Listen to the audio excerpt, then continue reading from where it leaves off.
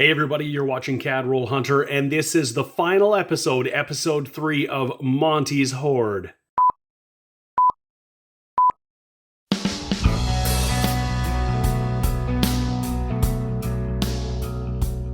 Hey everybody, this is James, and you're watching my channel CAD Roll Hunter, and we have pennies. This is the third and final installment of Monte's Hoard of pennies, and as you probably know if you've watched the other two episodes, we got a ton of pennies from Monte that he'd been collecting over the years, threw them in a bucket.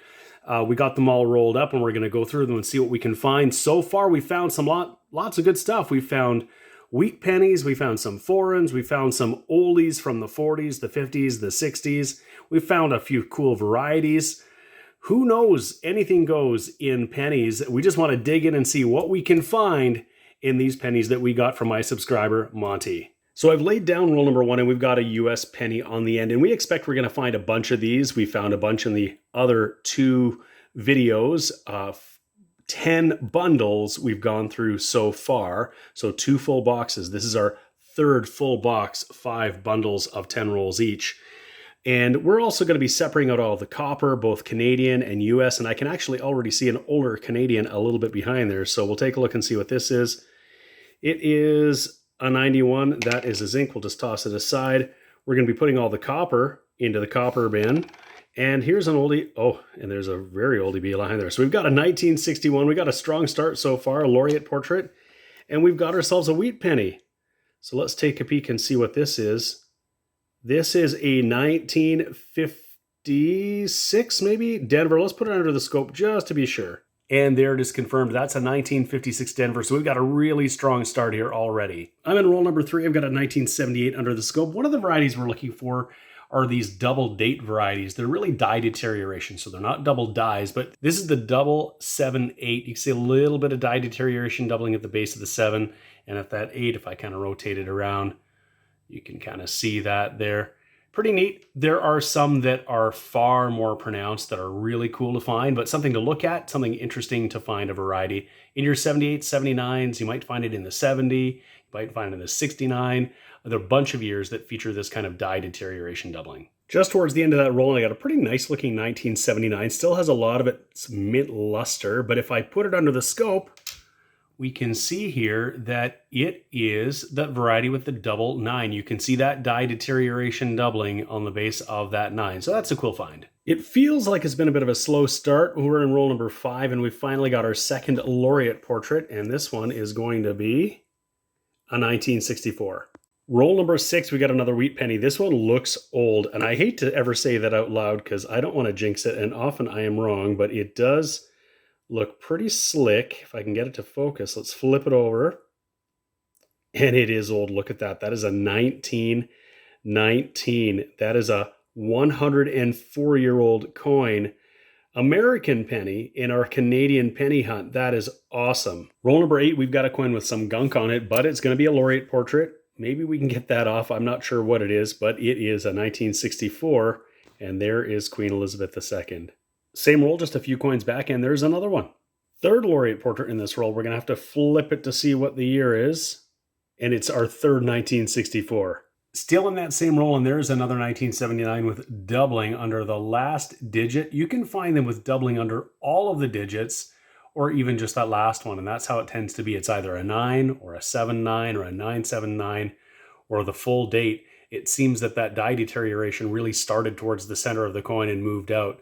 And sometimes you'll see that along the leaves. And if we're fortunate, we'll find one and I can point that out in this video. Roll 9, we're going to find our first 1963, and it's going to be a really nice one. It still has lots of mint luster. That is a great one. And turning a little bit brown on the back, you can see that. That is to be expected for a coin this old. One thing we can check for is to see if it's got the hanging 3. Let's just throw it under the scope here.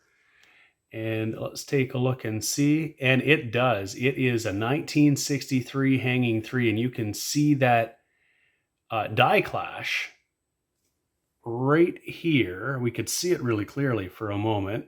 It is a die clash of the Queen's chin on the other side. So those two dies hit without a planchet in there. So that's a really cool 1963 hanging 3 in pretty good shape.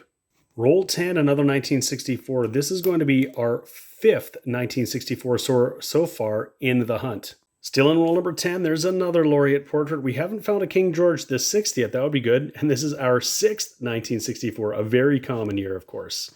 Roll number 11 is going to give us our 8th laureate portrait. This one is a 1961. Same roll, and here is another one. This time it is going to be an environmentally damaged 1964. Roll 14, here's another laureate portrait. This one looks like it could be older, but I have learned that it is just too hard to tell. And, well, it's a 1960, so this is our oldest laureate portrait of this hunt so far. We're in roll number 18, and things seem to have slowed down, but lots of modern sense to scope and put to the magnet and all that. But we have got an oldie here. It's a 1948, and that means we've got a chance to look for some varieties. There is the A pointing to a large dedicle, A pointing to or between large dedicles, and A pointing to a small dedicle. So we're going to throw this under the scope, but those dedicles look pretty big just by the eye. So we'll take a look anyway. We'll just see. I'll just throw it up here. And of course, what we're looking at is that A pointing to the denticle. It's definitely pointing to the denticle, and that appears to be a large denticle. The small denticles are more like small little lines. So not the rare one, but one to look out for sure, if you're fortunate enough to find a 1948 in your hunts. Roll number 21, we've got a pretty well-preserved coin with that older portrait of the Queen. This one has got some fingerprints and some spotting. It's a 1978, but still lots of luster. That's pretty cool. Roll number 26, and there are a little bit of a run here of what look to be really beautiful uncirculated BU scents. There's a 2003 at the beginning and some older circulated stuff. And then at the end, I saw another group of what seemed to be pretty shiny new coins. So we'll just take a quick peek at this, and that's a 2003. It's got a little bit of spot there from environmental damage, unfortunately. So it's not a keeper, and it might be mildly circulated. There's a variety in these 2003, the old effigy. So this is a transition year. You can find the 2003 with the new effigy and the old effigy. So this is the old one with the crown. And the P composition mark means it's multiply plated steel. There is a very rare 2003 P with the old effigy that is not magnetic, that was struck in zinc, but that's not it. Same roll, and tucked in amongst all those new scents is this 1964. This is going to be our 8th 1964. I'll just throw it here on the pile. And in those laureate portrait years, we've got a 60, a couple 61s, but no 62s, no 63s. That's a little unusual. And then a whole stack of 64s, which we would certainly expect. But our oldest coin so far is that 1919 wheat cent, and that is a pretty awesome find. And just a little further back, look at this. Wow. I just by the edge assumed this was one of those 2003s, and it's not. It is a laureate portrait. It is in beautiful condition. It's got some little marks on it, some circulation or some fingerprints really, and it's got a little bit of sort of a proof-like finish, a little bit of frosting. Let's flip it over. It is another gorgeous 1959. We found a beautiful 1959 in one of the other hunts. We got to check this, of course, and see if it has that hanging 9. And there it is under the scope, and it doesn't exhibit any of the die clash that we might see along here that would make that 9 appear as though it's hanging by a thread or something. And under magnification, you can see some spots where time is starting to take its toll, but in hand, it is a gorgeous looking coin. Look at all of that luster, and the fields are just beautiful. Probably, perhaps, aside from that 1919, our best find so far today. This is just an awesome one. Roll 28, and here is a mangled laureate portrait. Not nearly as nice as that last one. I don't even know if we'll get a date off it. We will. It's our first 1963. It has certainly seen better days. Still on roll 28, and we've got our new oldest Canadian. It's our second King George VI. It's a 1945 here. We'll give that a little bit of flip and see George. And there's some environmental damage on there, but that's all right. We're happy to find an oldie in the hunt. Partway through roll 30, and we're going to have another oldie. This one is a 1947, so yet again. And this one is the 47 Maple Leaf. That Maple Leaf denotes that this was actually minted in 1948. We'll just take a quick peek at the obverse. Well, we'll start here with the reverse showing the date and this little maple leaf. This little maple leaf indicates that it was minted in 1948. And why that's significant is because these coins still say Et and Imp and Emperor of India. And of course, India in 1947 had gained its independence. So they couldn't very well be minting coins with a 1948 date that said and Emperor of India. But the dies weren't ready. They were coming from the Royal Mint in England. And so they used the 1947 dies. They needed coins in production, and they just added this maple leaf just to indicate that it was minted in a different year. Well, maybe we're on a bit of a streak here because just a few coins back, we've got another one. Let's see what that one is. It's another 1945, our second 45 of the roll, so that's pretty awesome. Roll 31, we've got another 1964 to add to our growing stack. Towards the back of that roll, it's our second 1963. Roll 32, and we've got another Elizabeth here, an older one. What do we got? It's another 1964, and again with some environmental damage, of course. Same roll, our new oldest Canadian cent, a 1943. And still in that roll, and what are we going to have this time? It's another older one. And now our oldest, a pretty grungy looking 1940. Awesome. Still in that roll, there's another one, a 1949, which means we can look for the rarer 1949 A pointing to large denticle. That's the one in the 1949 we want to find. So it's going to be hard to see by looking at it. It's the A in Gratia. So let's throw it under the scope and see. We'll throw it up there. We'll take a peek. And we have the more common A pointing between. It's really pointing between these two denticles here. The A pointing to a large denticle is a no-doubter. It is right below a large denticle. So this isn't it, but we're going to keep looking for it. Roll 33, here's a 1964. And what I'm finding in these rolls is that they seem to be more copper and older, which is why I think we're just coming into the older King George coins. So this might have been a different part of the hoard or just a different layer in the bucket of coins or whatever.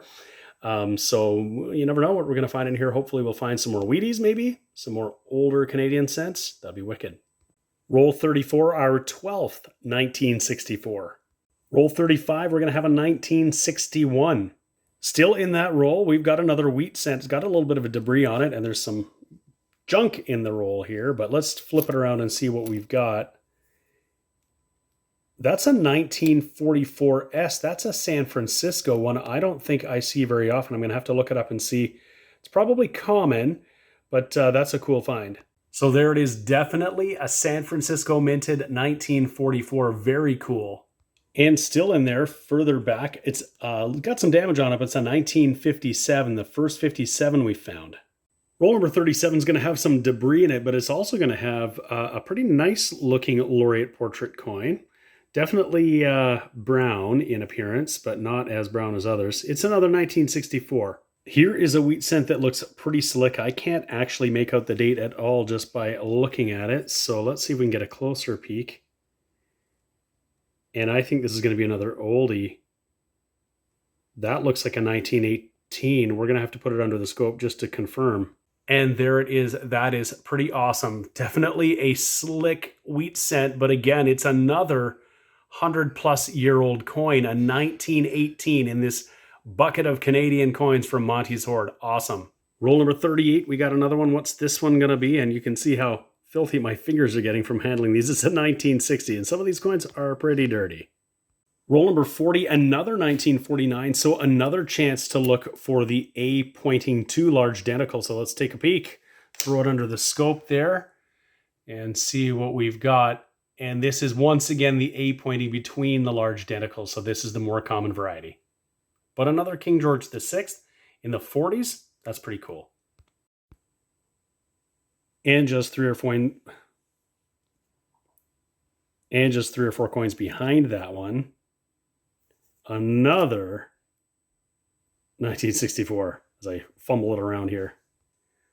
We are into roll number 41, and we've got a 1961 here. I'm in roll number 46, and just wanted to give you a sense of what I'm looking at right now. You can see a lot of new shiny edges, and so not a lot of older copper finds in this bundle of rolls here. I kind of liken this to archaeology, like just how far in Monte's bucket were we, and what were the coins that were going in at the point in time that he was tossing them in there or finding them. So these seem to be some newer ones. So definitely more for us to check with the magnet for any of those varieties, magnetic, non-magnetic, but not any older finds in the last little bit. Hopefully we'll still find a few treasures in those last 4 or 5 rolls. Here's an example of some of these really shiny ones. This is a beautiful 2007. I'm going to just pull that up and take a look. It just almost looks like proof-like, but it's a gorgeous pennies. I might even set that one aside. I don't typically keep the newer stuff, but that just looked brilliant. I can see actually some surface scuff, so I'll set it aside for now and I'll think about it. Roll number 50, very last roll, and I feel like this roll is much like the last ones we found. There's some older copper cents, a lot of newer ones to look at, and I don't think we're going to find anything else in here, just judging by what we've had in this bundle so far. This seems to be the newest of all of the pennies in here. We're not going to find, I don't think, any oldies, certainly not like those old teens wheat cents we found, or any of those King George VI we got earlier. So, well, I'll look through. If we have a surprise in here, I'll let you know. Otherwise, we're going to do a wrap up and see what we found in part 3, the finale of Monte's Penny Hoard. Well, we've gotten through that hunt. 50 rolls from Monte's Hoard. Pennies here. We've got our discards, some zinc and steel cents. That's not all of them, that's some of them. Our discarded rolls from going through the coins. And we had a pretty awesome hunt. It kind of ended with a bit of a whimper, but we ended up getting our biggest haul of copper so far in our hunt with Monte's Hoard. We got 7 pounds, 8.4 ounces. We didn't break the 7-pound barrier in the other 2 hunts, so we did really well. That includes all of our copper finds here, so everything in total. We found a small stack of US copper, so I've included that. We ended up getting 23 laureate portrait coins here. We got some 60, 61, 63, so no 62s, and 15 1964s. We got a couple in the 50s, including this gorgeous, we have this 63. This 63 here is actually the hanging 3 that we found earlier, so that's good. You can see it's red-brown now. It's starting to change. We got a couple in the 50s, a 1957, and this gorgeous 1959. I'm going to put that in a flip right away.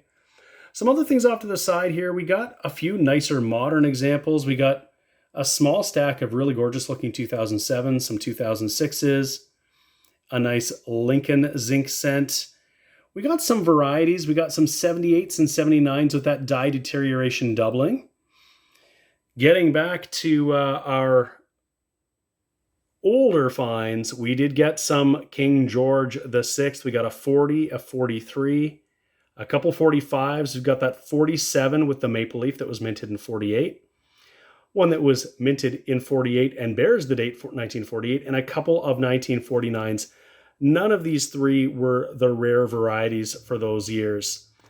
And then we got some wheat cents, and this is maybe where things got pretty cool. We got a 1946 Denver, and then we got an S-minted wheat penny, not something I find often, a 1944 S. And then I think the finds of this hunt, we got a couple of real oldies, a 1918 Lincoln wheat cent and a 1919, both minted in Philadelphia. These are wicked finds up here in Canada, not the kind of thing you would expect to find. So that was truly a very cool hunt. Not just this particular video, but I think all 3 installments of Monte's Hoard. We had 3 full boxes of pennies to go through, and you know that's highly unusual for us to find up here because pennies just don't circulate and I have a hard time finding them. So I was really, really happy. So big shout out. Thank you so much to Monte for reaching out to me and saying, hey, I got some pennies. I think you might want to look through them. I really appreciate it. And that was lots of fun. I hope you enjoyed the video. If you did, please give it a thumbs up. And if you haven't already subscribed to my channel, Cadroll Hunter, please subscribe now. You'll be notified when my new videos coming out, when my new videos are coming out. I have new videos coming out all the time. Thank you so much for watching, and we'll see you again next time.